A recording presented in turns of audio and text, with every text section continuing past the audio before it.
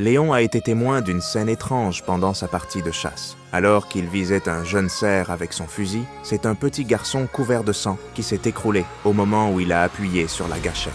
Léon, choqué, est resté sans voix. Il s'est précipité pour vérifier la situation et, comme il le craignait, il a trouvé un enfant étendu dans les buissons. Il s'est agenouillé, essayant de réveiller le garçon, mais il était déjà trop tard. Il ne respirait plus. Léon s'est effondré au sol, ne sachant pas comment gérer cette situation. C'est à ce moment-là que le père du garçon, alerté par le bruit, est arrivé sur les lieux.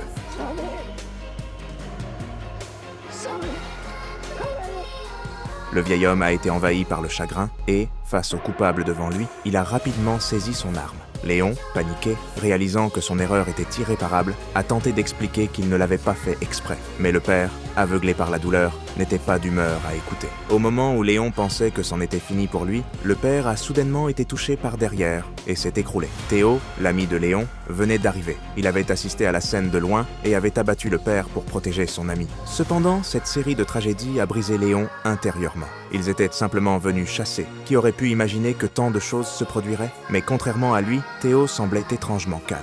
Il a caché les deux corps dans les buissons et, voyant Léon figé sur place, l'a entraîné pour fuir les lieux. Mais personne n'aurait pu prévoir le drame encore plus grand qui allait se produire. Pendant leur fuite, les deux hommes sont restés silencieux. Léon, assis sur le siège passager, avait l'air terrifié. Mais ce qui l'a vraiment déconcerté, c'est que Théo a arrêté la voiture avec l'intention de continuer la chasse. Léon n'a pas pu s'empêcher de l'interroger. Et c'est là que Théo lui a expliqué pourquoi. S'il s'enfuyait simplement comme ça, cela reviendrait à confirmer leurs soupçons. Il valait mieux faire semblant de ne pas avoir été sur les lieux du crime, du début à la fin. Il ne pouvait pas partir directement, il devait au moins rester là et faire semblant pendant une journée, puis retourner sur les lieux, la nuit, pour s'occuper de la scène.